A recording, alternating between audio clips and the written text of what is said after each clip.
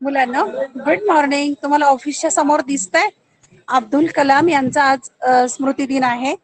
त्यानिमित्ताने आपण त्यांना मानवंदना दिलेली आहे, वंदन केलेलं आहे आणि त्यानिमित्ताने इथे 2 मिनिट आम्ही होतो.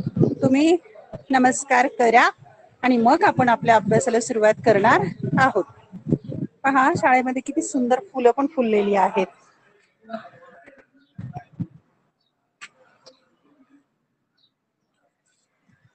चला आता आपण आपल्या अभ्यासाला सुरुवात करणार आहोत. पण मला आता क्लासरूम पर्यंत चालत जायचंय. तुम्ही वाट पाहत असाल म्हणून मी पटकन लिंक टाकली. अब्दुल कलामांच्या आठवणी जागवल्या या निमित्ताने आज 27 जुलै त्यांचा स्मृती दिन आहे. त्या निमित्ताने सर्व शिक्षकांनी त्यांना मानवंदना दिलेली आहे. पहा आपण अनेक संत महात्मे नेते किंवा श्रेष्ठ व्यक्तींच्या आठवणी जागवतो, त्यांचे विचार आणि कृती आठवतो. का आठवायच्या? तर त्यांनी समाजासाठी केलेलं कार्य इतकं अप्रतिम असतं की ते आठवायचं आणि पुढे चालवायचं आहे तो वारसा. म्हणजेच काय तर श्रेष्ठ ज्येष्ठ व्यक्तींनी सांगितलेला विचार आचरणात आणायचा आणि त्याप्रमाणे आपल्याला कृती करायच्या असतात. म्हणून अशा प्रकारे त्यांच्या स्मृती जागवल्या जातात. तसा मी व्हिडिओ टाकलेलाच आहे वाचन प्रेरणा दिनाचा, तो तुम्ही पहा. मुलांना सुस्वागतम सुस्वागतम. व्हिडिओ लेक्चर रेकॉर्ड होणार आहे, त्यामुळे युट्यूबवर जाऊन तुम्ही केव्हाही पाहू शकता, पुन्हा पुन्हा पाहू शकता.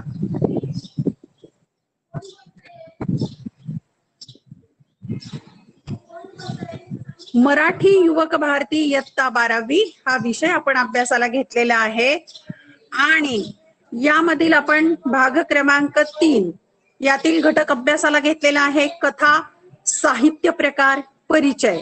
आणि यामध्ये जे उपघटक आहेत त्यामध्ये आहे प्रस्तावना, कथा म्हणजे काय, आणि कथेची पूर्व पीठिका म्हणजे इतिहास, आणि कथेचे घटक. हे कालच्या व्हिडिओ लेक्चर मध्ये हे उपघटक अभ्यासलेले आहेत. आजच्या व्हिडिओ लेक्चर मध्ये आपण अभ्यासणार आहोत कथेची वैशिष्ट्ये, कथेचे सादरीकरण आणि समारोप. हे 3 उपघटक आपण आजच्या व्हिडिओ लेक्चर मध्ये अभ्यासणार आहोत. कथा साहित्य प्रकाराचा आपण परिचय करून घेतलेला आहे. प्रस्तावना अभ्यासलेली आहे. कथा म्हणजे काय समजावून घेतलंय. कथेचा इतिहास, कथेचे घटक. पहिला घटक कथाबीज, दुसरा घटक आहे कथानक, 3 पात्र चित्रण, 4 वातावरण निर्मिती, 5 नाट्यमयता किंवा संघर्ष, 6 संवाद, 7 भाषा शैली, 8 7च घटक आहेत. आणि यानंतर अभ्यासणार आहोत आपण आजच्या व्हिडिओ लेक्चर मध्ये अभ्यासाला घटक घेतलेला आहे कथेची वैशिष्ट्ये. कथा हा एक समृद्ध असा वाङ्मय प्रकार आपण अभ्यासलेला आहे आणि अतिशय लोकप्रियता लाभलेला हा प्रकार. कथा म्हणजे सांगणे, निवेदन करणे, आणि कथ या मूळ धातूपासून कथा हा शब्द रूढ झालेला आहे. कथा या साहित्य प्रकाराला मोठी दीर्घ परंपरा आहे. अशा या कथेची वैशिष्ट्ये आपण पाहू. मराठी भाषेचे कथा दालन खूप समृद्ध आहे. खूप समृद्ध अशा कथा लिहिल्या गेलेल्या आहेत मराठी भाषेत. ते विविधतेने आणि गुणवत्तेने नटलेले आहे. त्यामुळेच मराठी कथा अनेकविध वैशिष्ट्यांनी परिपूर्ण झालेली आहे. म्हणून मराठी कथेमध्ये अनेक प्रकारची वेगवेगळी वैशिष्ट्ये आहेत आणि त्यावरून कथा परिपूर्ण असं वाङ्मय तयार झालेलं आहे. वैशिष्ट्ये आपण क्रमाने पाहूया. पहिलं वैशिष्ट्य आहे कथा मनोरंजन करते की मन रमवते लोकांचं. मराठी कथा मनोरंजक आहे, छान आणि ऐकायला पण. तिची खुमारीच न्यारी आहे. न्यारी म्हणजे वेगळी, खुमारी म्हणजे तिची गोडी, तिची आवड अतिशय वेगळी आहे. मराठीत सर्वात जास्त वाचला जाणारा साहित्य प्रकार म्हणजे कथा होय. आणि मराठीमध्ये सर्वात जास्त वाचला जातो तो हा कथा हा साहित्य प्रकार आहे. लोकांच्या आवडीचा आहे, कारण गोष्ट ऐकायला सांगायला सगळ्यांना आवडते. दिवाळी अंकामध्ये कथेला मानाचे पान दिले जाते. दिवाळी अंक तुम्हाला माहिती आहे की वर्षभरातून एक मासिक एक पुस्तक तयार होतं, त्याला वार्षिक म्हणतात. असं वार्षिक दिवाळी अंक दिवाळीच्या सणाच्या निमित्ताने काढलेलं असतं. त्यामध्ये कथा खूप असतात, मानाची पानं असतात, त्याच्यासाठी पानं राखून ठेवली जातात कथा लेखकांच्यासाठी. ते तिच्या मनोरंजकता या वैशिष्ट्यामुळेच, कारण त्यामध्ये मनोरंजन केलं जातं गोष्ट सांगून. आबाल वृद्ध, आबाल म्हणजे बालक आणि वृद्ध म्हणजे लहान आणि मोठे कथा सांगण्याचा आणि ऐकण्याचा आनंद मनमुराद लुटतात. आणि लहान मोठ्यांना कथा आवडते, मग वृद्ध असू दे किंवा लहान मुलं असू दे, त्यांना कथा ऐकायला आवडते, सांगायला पण आवडतं. तो तिच्या या मनोरंजकतेमुळेच. आणि जर त्याच्यामध्ये मनोरंजन करण्याचं वैशिष्ट्य नसतं तर मग ती आवडलीच नसते. मनोरंजनाची कितीतरी अत्याधुनिक साधने आहेत. कोणकोणती आहेत? उदाहरणार्थ टीव्ही, रेडिओ सारखी अनेक आहेत वगैरे. खूप नंतर उदयास आली टीव्ही, आणि आकाशवाणी मात्र अगोदर आलेली आहे, टीव्हीच्या अगोदर 1935 ला, आणि टीव्ही मात्र उशिरा आलेला आहे त्यानंतर. पण अजूनही आजच्या काळातही तंत्रज्ञानाच्या युगात सुद्धा कथा वाचली जाते, लिहिली जाते, सांगितली जाते. कथा या वाङ्मय प्रकाराचं स्थान अबाधित आहे, अजूनही लोकप्रियता तिची टिकून आहे. पण पहिला मान कथेचाच, कथेला पहिला मान मिळतो. कथा सर्वांनाच हवी हवीशी वाटते, कारण तिच्या मनोरंजकतेत दडलेले आहे. कथा सगळ्यांना हवी हवीशी वाटते. गोष्ट आवडत नाही, कथा आवडत नाही असं बहुधा कोणी नसेल. मुले तर गोष्ट सांगण्यासाठी भंडावून सोडतात. मुलं, लहान मुलं तर आजीला आजोबाला. पण टीव्ही इडियट बॉक्स आल्यापासून ते कमी झालंय, पण अजूनही बालकांना चिवकाऊच्या गोष्टी सांगितल्या जातात. मोठी माणसेही याला अपवाद नसतात, मोठ्या माणसांनाही कथा आवडतात. माणूस गोष्टी वेल्हाळ झाला तो तिच्या मनोरंजकता वैशिष्ट्यामुळेच. मग माणूस गोष्टी वेल्हाळ म्हणजे गोष्टी आवडणारा का झाला? तर तिच्यामध्ये मनोरंजन करण्याचं वैशिष्ट्य आहे. दुसरं वैशिष्ट्य आहे, कथेमुळे सुसंस्कार होतात, की लहान मुलांच्यावर किंवा समाजाला एक चांगला संदेश देता येतो, संस्कार करता येतात. मनोरंजकतेप्रमाणेच मनावर संस्कार करण्याची जबरदस्त ताकद कथेमध्ये असते. त्या कथेतून संस्कार केला जातो गोष्टीमधून. कथेच्या माध्यमातून मूल्य विचार रुजवता येतात, की मानवी जीवन जगण्यासाठी जी उत्तम उत्तम मूल्य आवश्यक असतात, व्यक्तीचं शील आणि चारित्र्य घडण्यासाठी ज्या गोष्टी आवश्यक असतात, अशा गोष्टी किंवा असे मूल्य या कथेच्या माध्यमातून, गोष्टीच्या माध्यमातून रुजवता येतात. कथा प्रेरणा, स्फूर्ती, बोध, ज्ञान देते. कथा काय काय देते? प्रेरणा देते, स्फूर्ती देते, बोध देते, ज्ञान देते.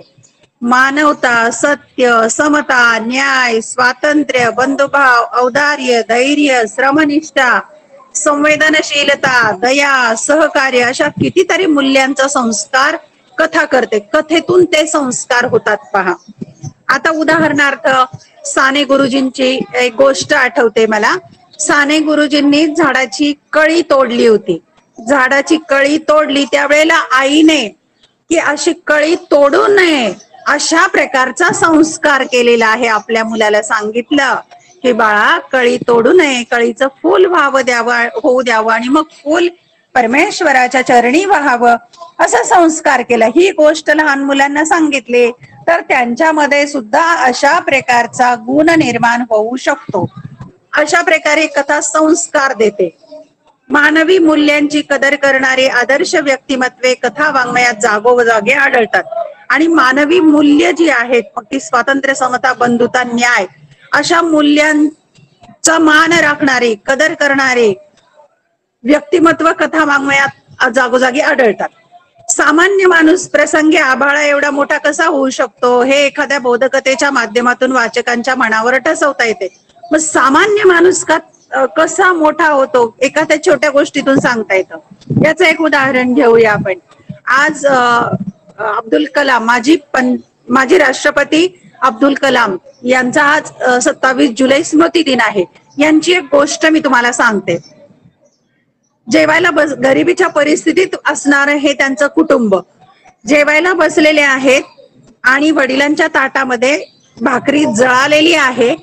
जेवायला बसताना वडिलांनी त्या भाकरीबद्दल तक्रारही केली नाही, खाऊन टाकली आणि अब्दुल कलामने ते पाहिलेलं आहे, लहानसा अब्दुल पाहिलेला आहे त्यांनी, आणि वडिलांना विचारलेले आहे की जळालेली भाकरी तुम्ही खाल्ली म्हणून का खाल्ली. त्यांनी सांगितलं की ज्या आईने ती भाकरी बनवलेली आहे तिचे कष्ट विचारात घेता मी जळालेली भाकरी खाणं काही विशेष नाहीये. म्हणजे त्या पालकांनी आपल्या कृतीतून दाखवून दिलं मुलांच्या कडे, असा संस्कार दिला की अन्न हे पूर्ण ब्रह्म आहे, त्याबद्दल तक्रार करता कामा नये. आणि हा संस्कार बालपणी झालेला त्यांच्यावर, मग जेव्हा राष्ट्रपती झालेले आहेत राष्ट्रपती भवनात, त्यांचं जेवणामध्ये एकदा मीठच टाकलेलं नव्हतं तरी ते खाल्लं, आणि त्यांनी नोकराला तक्रार केली नाही किंवा त्याला सांगितलं पण नाही. पण नोकराच्या जेव्हा लक्षात आलं की आपण दिलेल्या जेवणामध्ये मीठ नव्हतं, तो माफी मागू लागलेला आहे अब्दुल कलाम यांची. अब्दुल कलामांनी त्याला माफ केलं किंवा दुर्लक्ष केलं, सांगितलंय की होऊ शकतं, ही सामान्य गोष्ट आहे. अशा प्रकारे चुका माफ करण्याची सवय किंवा संस्कारही त्यांच्यावर झाला. या संस्कार क्षमतेच्या वैशिष्ट्यामुळे तर कथेतून सद्गुणांचे पाथेय देता येते, सद्गुणांचा एक मार्ग पाथेय पाठ दाखवता येतो, एक रस्ता दाखवता येतो, म्हणजेच कथेमुळे सुसंस्कार होतात. तिसरं वैशिष्ट्य आहे कथा वाचकांची उत्कंठा वाढवते. उत्कंठा म्हणजे उत्सुकता, खूप उत्सुकता वाढवते कथा, पुढे काय होईल पुढे काय होईल. कथा वाचताना अनेकदा आता पुढे काय होणार अशी उत्सुकता वाचकाच्या मनात निर्माण होते. त्याच्या मनात जिज्ञासा जागी होते, जिज्ञासा की पुढे काय होईल. कारण कथानक वाचकाला खिळवून ठेवणारे असते. वाचक असं बांधून ठेवतं, वाचकाला बांधून ठेवलं जातं त्या कथेच्या गोष्टीतून. पहा, आपण अनुची कथा अभ्यासणार आहोत पुढे. ₹1 शोध घेण्यासाठी ती कशी रात्रभर फिरत असते, मग आपल्याला वाचताना असं वाटतं पुढे काय होईल पुढे काय होईल, अशी उत्कंठा वाढते. कथेतील पात्रे आणि प्रसंग यांची गुंफण अशा कौशल्याने केलेली असते की वाचक त्यात तल्लीन होऊन जातो. तल्लीन होणे, रंगून जातो, गुंग होऊन जातो. पात्र आणि प्रसंग एकमेकांच्यात गुंफले जातात. वाचकाला वर्तमानातून भूतकाळात घेऊन जाणे आणि पुन्हा वर्तमानात आणणे अशा फ्लॅशबॅक लेखन शैलीमुळे कथा उत्कंठावर्धक होते. म्हणजे पहा, कथेची सुरुवात कधी कधी मागच्या काळापासून केली जाते, तर कधी कधी वर्तमान काळातून केली जाते. म्हणजे फ्लॅशबॅक मागच्या, जसं आत्ता एक मोठा व्यक्ती आहे त्याची कथा सांगताना त्याच्या बालपणापासून सुरुवात करणं, मागच्या काळापासून.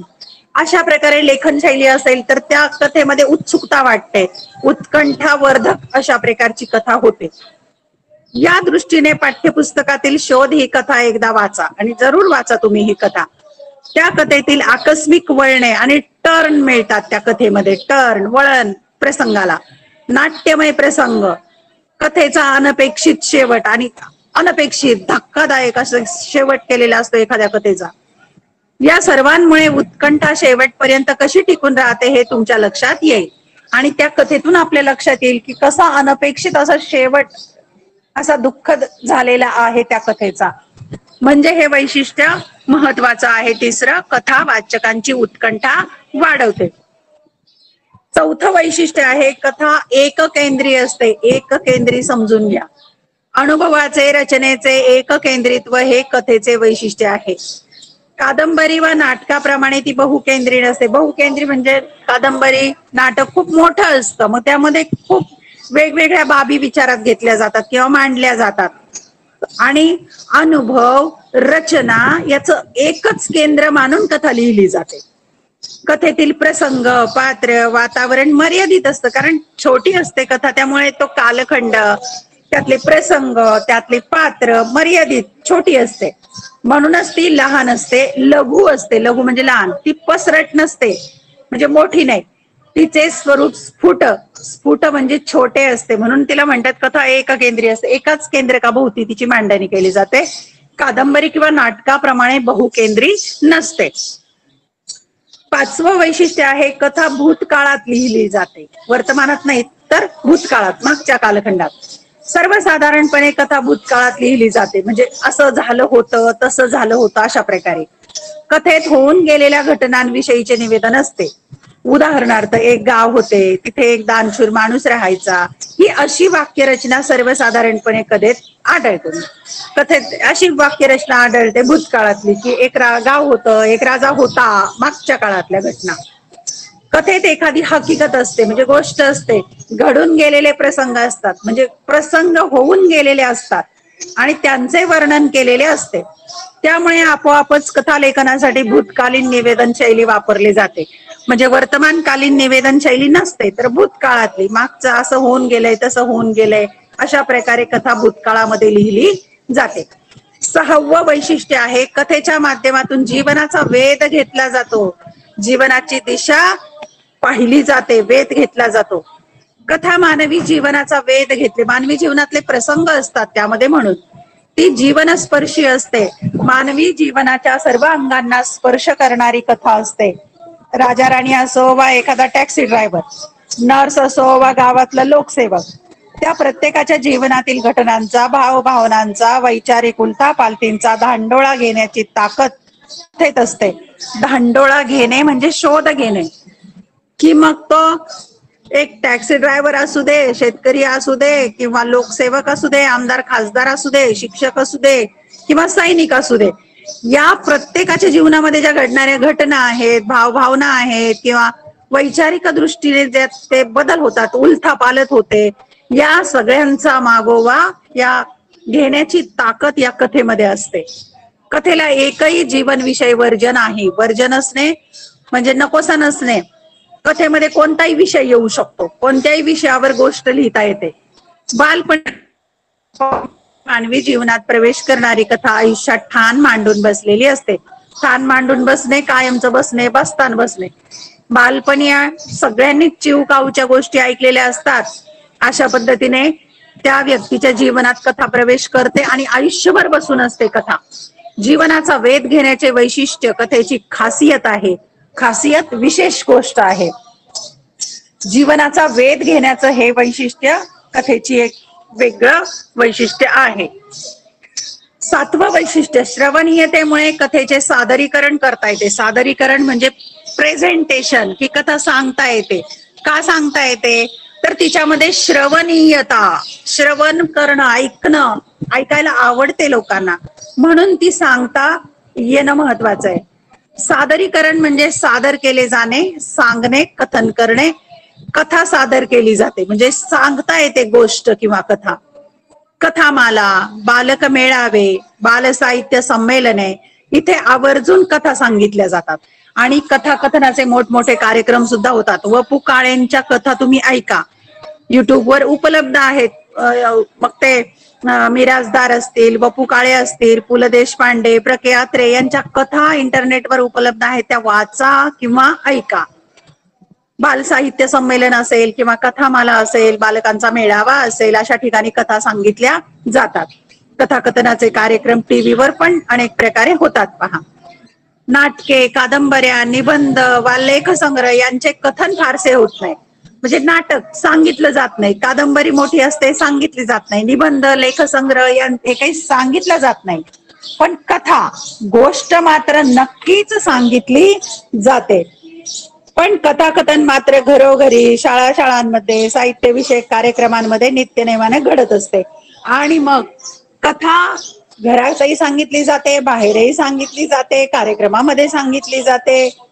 अशा प्रकारे कथा लोकप्रिय आहे. कथा सांगणाऱ्याने ती मनोभावे सांगणे आणि ऐकणाऱ्याने ती एकचित्ताने ऐकणे, ही सांस्कृतिक देवघेव पूर्वी होत होती, आजही होत आहे आणि उद्याही होत राहील. कथेच्या बाबतीमध्ये फार महत्वाची गोष्ट अशी आहे की कथा पूर्वी पण सांगितली जात होती, आज पण सांगितली जाते आणि भविष्यातही सांगितली जाणार आहे. आणि कथा सांगणाऱ्याने अत्यंत मनोभावे आनंदाने सांगणं अपेक्षित आहे आणि ऐकणाऱ्याने पण ती एक चित्त करून एकाग्रतेने ऐकणं गरजेचं आहे. अशी सांस्कृतिक देवाणघेवाण झाली पाहिजे. अशा प्रकारे कथा लोकप्रिय आहे. कथेचे सादरीकरण, सादरीकरण करायचे याचा अर्थ कथा आता सांगायची किंवा तिचं प्रेझेंटेशन करायचंय. कथा सादरीकरण ही एक कला आहे पहा, खूप मोठी कला आहे. तुम्ही आम्ही गोष्ट सांगितली तर कदाचित आवडणार नाही, पण जो सांगणारा व्यक्ती एखादा कलाकार असतो तो अतिशय व्यवस्थितपणे आणि कलेचा विचार करून गोष्ट सांगण्याची त्याची पद्धत इतकी सुंदर असते की ते ऐकायला आपल्याला आवडते. वपू काळेंच्या कथा तुम्ही ऐका, आपल्याला खूप छान वाटेल ऐकायला.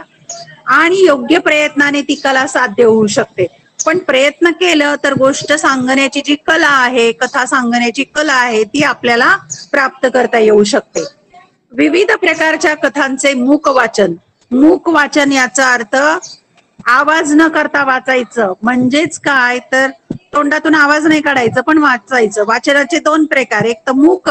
मूक म्हणजे वाचायचं, ओठ हलवायचेच नाहीत, तोंडामध्ये जीभ पण हलवायची नाही, दातावर हे करायची नाही, असं मूक वाचन, त्याला मौन वाचन असंही म्हणतात. आणि दुसरा प्रकार आहे प्रकट वाचन, की मोठ्याने वाचायचं, याचा सराव करायचा. नंतर विविध कथा लेखकांची किंवा लेखिकांची लेखन शैली समजून घ्यायचा केलेला प्रयत्न. म्हणजे प्रत्येक लेखकाची किंवा लेखिकेची लेखनाची शैली वेगवेगळी आहे, ती समजून घ्यायची. भाषेची जाण, ग्रामीण भाषा असेल, नागरी शहरी भाषा असेल, त्याचं समजून घेतले पाहिजेत. नंतर शब्दोच्चार, शब्दांचे स्पष्ट उच्चार आणि सादरीकरण कौशल्य, यामुळे कथाकथनाचे तंत्र अवगत होऊ शकते. या गोष्टी जर शिकलो आपण तर एक टेक्निक आपल्याजवळ, तंत्र येऊ शकतं कथा सांगण्याचं किंवा प्रेझेंटेशन करण्याचं. अलीकडच्या काळात कथाकथन क्षेत्रात अनेक व्यावसायिक संधी उपलब्ध होत आहेत, म्हणूनच या क्षेत्रामध्ये व्यवसाय किंवा करिअर सुद्धा करता येऊ शकतं. कथा अभिवाचनाचे कार्यक्रम म्हणजे कथा रेडिओवर वाचणं, विविध निमित्ताने रंगमंचावरून सादर केले जात आहेत. म्हणजे व्यासपीठावर सुद्धा कथाकथनाचे कार्यक्रम होतात. आकाशवाणी, दूरदर्शन या लोकप्रिय माध्यमातून सादर केले जाणारे कथाकथन अधिकाधिक लोकांना आकर्षित करत आहे आणि खूप लोकांना आकर्षित करता ही कथा गोष्ट ऐकायला. रेडिओवर जर कथाकथन चालू असेल तर आपण आपलं काम न थांबवताही ती कथा ऐकत असतो. या पार्श्वभूमीवर कथा सादरीकरण हा पैलू लक्षणीय ठरतो आणि म्हणूनच कथा सादरीकरण खूप महत्वाचं आहे. पण कथा सांगणाऱ्याने अनेक कौशल्य आत्मसात केली पाहिजेत आणि प्रभावीपणे कथा सादर केली पाहिजे. आता पाहूया आपण अभिवाचन म्हणजे वाचन. अभिवाचनामुळे कथा श्रोत्यांपर्यंत योग्य प्रकारे पोहोचण्यास मदत होते.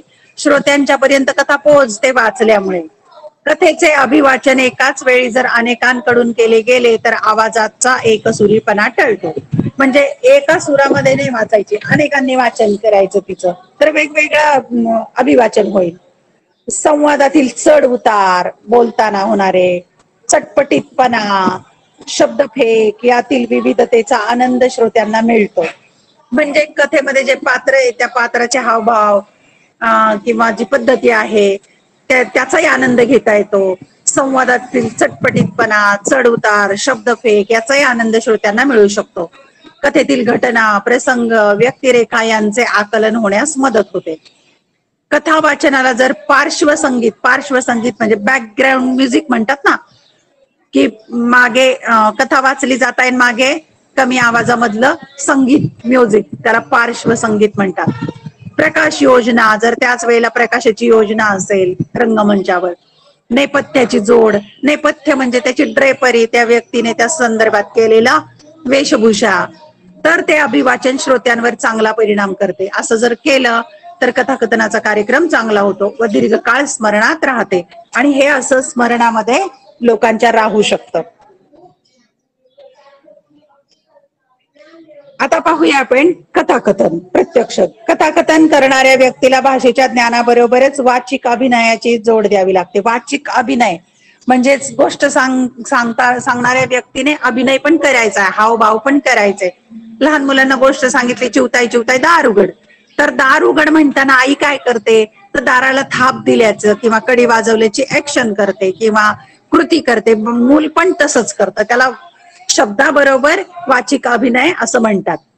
त्यामुळे कथाकथन उठावदार होते. कथाकथन करणाऱ्याला शब्दांच्या माध्यमातून पात्रांना जिवंत करायचे असते. म्हणजे पात्रांना जिवंत वाटले पाहिजेत, पण ते कशाच्या माध्यमातून? चित्राच्या नव्हे तर शब्दांच्या. कथाकथन करणाऱ्या व्यक्तीला कथा सादर करायची असल्याने कोणताही लिखित मजकूर त्याच्या हातात नसतो आणि जो कथा सांगतो तो हातामध्ये कागद घेऊन कथा गोष्ट सांगत नाही, तर त्याने ते सराव केलेला असतो, त्याची मुखोद्गत असते ती कथा आणि अभिनय करून तो सांगत असतो. श्रोत्यांशी संवाद साधत त्यांचा प्रतिसाद घेत लेखकाच्या मूळ संहितेला धक्का न लावता पण परिणामकारकरित्या ती श्रोत्यांपर्यंत पोहोचवायची असते. आणि मग कथन करणारा व्यक्ती काय करतो तर श्रोत्यांच्या बरोबर बोलत श्रोत्यांच्या समोर कागद न ठेवता ती कथा सांगतो, पण लेखकाची मूळ संहिता म्हणजे मूळ स्क्रिप्ट जे असतं त्यात बदल करत नाही आणि परिणामकारकरित्या श्रोत्यांच्या पर्यंत ती कथा पोहोचवतो. कथेची निवड करणे फार महत्वाचे, म्हणजे त्याला ज्या व्यक्तीला कथा सांगायची आहे त्या कथेची निवड फार महत्वाची आहे. तितकेच जबाबदारीचे काम आहे. म्हणजे कथा कोणती घ्यावी, आपल्या समोर कोणते प्रेक्षक बसले, त्यांना कोणती गोष्ट सांगावी याचा विचार करावा लागतो. कथा सादरीकरणाचा कालावधी व श्रोत्यांचा अवधान काळ याचे भान कथा सादरीकरणात ठेवावे लागते. म्हणजे किती मिनिटासाठी कथा घेतलीये, किती तासासाठी कथा घेतलीये, म्हणजे तो काळ विचारात घ्यावा लागतो. आणि श्रोत्यांचा अवधान काळ म्हणजे जे समोर प्रेक्षक बसले, श्रोते बसले, ते किती वेळ आपली कथा ऐकू शकतात. अवधान काळ म्हणजे लक्ष देण्याचा काळ, याचंही भान ठेवलं पाहिजे. कथा ही संवादातून फुलत असल्याने शब्दफेक त्याचं बोलणं, प्रभावी उच्चार, स्पष्टता आणि शब्दांचा गर्भितार्थ म्हणजे त्या शब्दांचा मधला खरा गूढ लपलेला अर्थ श्रोत्यांपर्यंत थेट पोहोचवणे हे एकाच वेळी कौशल्यपूर्ण पण आव्हानात्मक काम असते. आणि ही सगळी आव्हानं कथन करणाऱ्या व्यक्तीला पालन करावी लागतात. की शब्दामध्ये प्रभाव असला पाहिजे, शब्दफेक अतिशय उत्तम, उच्चार प्रभावी असले पाहिजे, स्पष्ट असले पाहिजे, शब्दांचा अर्थ श्रोत्यांच्या पर्यंत पोहोचला पाहिजे. कथेच्या सादरीकरणाला तंत्रज्ञानाची जोड देऊन सामाजिक संपर्काच्या माध्यमातून आज कथा वाचकासमोर येते. आणि पहा, आजच्या काळामध्ये कथेच्या सादरीकरणाला नवीन तंत्रज्ञानाची जोड मिळालेली आहे आणि वेगवेगळी सामाजिक संपर्क साधण्याची माध्यमं आहेत, त्याच्या माध्यमातून कथा वाचकांच्या समोर येते. समारोप, शेवट पाहूया आपण. मौखिक परंपरेपासून सुरू झालेला कथेचा प्रवाह आजही सक्षमपणे खळाळता राहिला आहे आणि आजही वाहत आहे कथेचा प्रवाह. आजही मनोरंजन आणि नित्य नूतन अनुभव देण्याची कथेची क्षमता टिकून आहे. कथेमध्ये मनोरंजन आणि नित्य नूतन अनुभव, नित्य म्हणजे नेहमी, दररोज नूतन नवीन अनुभव देण्याची क्षमता टिकून आहे. कालानुरूप कथेचे विषय, आशय आणि अभिव्यक्ती बदलत गेले. आता जसा काळ होता त्या काळानुसार कथेचे विषय बदलले, कथेचा आशय बदलला आणि अभिव्यक्ती पण बदलत गेली. परंतु समाजाशी व संस्कृतीशी बांधील राहिल्याने लोकप्रिय राहिली. कथा आजही लोकप्रिय आहे. वाचकांना कथाकथनाचा आनंद साप्ताहिके, मासिके, दिवाळी अंकापासून ते सामाजिक संपर्क माध्यमे या सर्व माध्यमातून मिळतो. म्हणजे केवळ साप्ताहिक मासिकच नाहीये, तर मग ते व्हॉट्सअप असेल, फेसबुक असेल, इन्स्टा असेल किंवा इतर जी सोशल माध्यम आहेत त्याच्या माध्यमातून कथा वाचता येतात, आस्वाद घेता येतो. भाषा सौंदर्य, आशय सौंदर्य, अभिव्यक्ती विशेष, सादरीकरण, मनोरंजन आणि बोध या विशेषांमुळे कथा आजही लोकप्रिय आहे. कथेमध्ये ही वैशिष्ट्ये आहेत.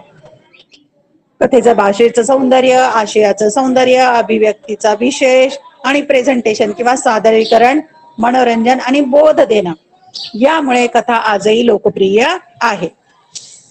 आता आपण पाहूया काही प्रमुख कथाकार आणि त्यांचे कथासंग्रह. म्हणजे कथाकार आणि त्यांनी कोणता कथासंग्रह लिहिलेला आहे ती नावं आता आपण पाहूया. नासी फडके, ऊन आणि सावल्या, वि. स. खांडेकर, फुले आणि दगड. मी वाचलेले आहेत ह्या दोन्ही कथा, सुंदर आहेत. य. गो. जोशी, शेवग्याच्या शेंगा, कुसुमावती देशपांडे, दीपकळे, विभावरी शिरूरकर, कळ्यांचे निश्वास ही वाचलेली आहे मी. उभा भावे, 17वे वर्ष, मालतीबाई दांडेकर, 20व्याचे क्षण, वामन चोरगडे, प्रस्थान, श्रीज जोशी, मामांचा वाडा, अरविंद गोखले, मंजुळा पण मी वाचलेली आहे. अण्णाभाऊ साठे, कृष्णाकाठच्या कथा पण मी वाचलंय. शंकरराव खरात, टिटवीचा फेरा मी वाचलाय. जी. कुलकर्णी, काजळ माया मी वाचली. हे 1985-86च्या कालखंडामध्ये वर्तमानपत्रामध्ये छोटे छोटे दररोज भाग यायचे, एपिसोड, जसं टीव्हीवर एपिसोड येतात तसे यायचे, तेव्हा आम्ही वाचायचो. गंगाधर गाडगे, तलावातले चांदणे, वळीव, शंकर पाटलांची वळीव पण वाचली. द. मा. मिराजदारी वाचली. व्यंकटेश माडगुळकर, हस्ताचा पाऊस, विद्याधर पुंडलिक, पोपटी चौकट, वपू काळे, गुलमोहर वाचलेली आहे. मधु मंगेश कर्णिक, झुंबर, विजया राजाध्यक्ष अधांतर, ज्योत्स्ना देवधर पैलतीर, शैलजा राजे वेगळ्या वाटा, वामन ओहाळ वाटा अडवाटा, जयंत नारळीकर यक्षची देणगी हे वाचलेले. पूर्वी 10वी-12वीच्या अभ्यासक्रमात यातला अभ्यास होता काही. आशा बगे मारवा, रार बोराडे नातीगोती हे पण मी वाचलंय. नातीगोती पण छान पुस्तक आहे. गौरी देशपांडे आहे हे असं आहे हे वाचलंय. योगीराज वाघमारे बेगड वाचलंय. भास्कर चंदन शिव अंगार माती, उर्मिला पवार चौथी भिंत, भारत ससाने बंद दरवाजा, सानिया भूमिका, प्रतिमा इंगोले सुगरणचा खोपा हे वाचलंय. आणि आपल्याला यांची प्रतिमा इंगोलेंची कथा आहे गडी अभ्यासक्रमात यावर्षी. अप्पासाहेब खोत माती आणि कागूद हे पण वाचलंय. आसाराम लोमटे आलोक. एवढ्या कथा तुम्हाला वाचायला मिळाल्या तर वाचा. हे कथा संग्रह त्यांचे होते, त्यातल्या कथा अतिशय सुंदर आहेत. धन्यवाद. व्हिडिओ लेक्चर जर आवडलं तर चॅनल सबस्क्राईब करा आणि बेल आयकॉन प्रेस करा, म्हणजे मी नवीन व्हिडिओ पोस्ट केला की त्याचं नोटिफिकेशन तुम्हाला आपोआप मिळेल. धन्यवाद.